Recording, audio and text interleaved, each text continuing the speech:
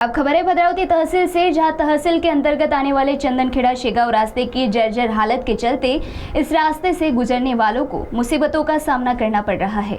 इस रास्ते की तत्काल मरम्मत करने की मांग चंदनखेड़ा के सरपंच ने सार्वजनिक बांधकाम विभाग से की। भद्रावती तहसील के मौजा चंदनखेड़ा के शेगांव चंदनखेड़ा इस मुख्य रास्ते की दयनीय अवस्था हुई है। इस रास्ते पर दिनों दिन हादसों का प्रमाण बढ़ता जा रहा है। गौरतलब है कि इस रास्ते पर कई नागरिकों की जान भी गई है तो कई लोग घायल भी हुए हैं।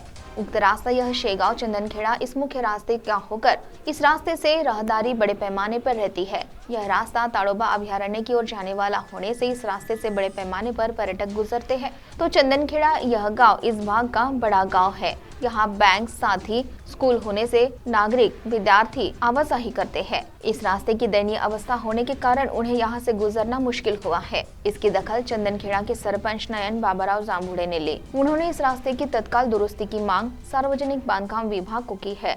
उक्त रास्ते की दुरुस्ती तत्काल न किए जाने पर आंदोलन करने का इशारा भी बांधकाम विभाग को दिया है। तो आइए सुनते हैं इस संदर्भ में सरपंच नयन जांबुड़े ने अपनी प्रतिक्रिया देते हुए क्या कहा।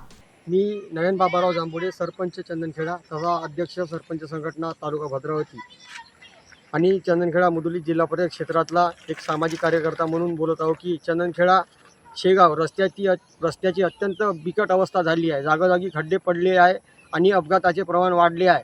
तरी PWD विभागानं या रस्त्याची दुरवस्था करावी, कारण की मागील 2 दिवसा अगोदरच सरूर येथील उरकांडे नावाच्या व्यक्तीचा अपघात झाला। त्याचा पूर्ण डोळा आणि चेहरा खराब झाला। रात्री पावसामुळे खूप मोठे खड्डे पडल्यामुळे दिसत नाही लोकांना आणि वाहन चालवांना वाहनधारकांना या रस्त्याचा खूप त्रास होत आहे। आणि हा रस्ता ताडोबाकडे जाणारा आहे।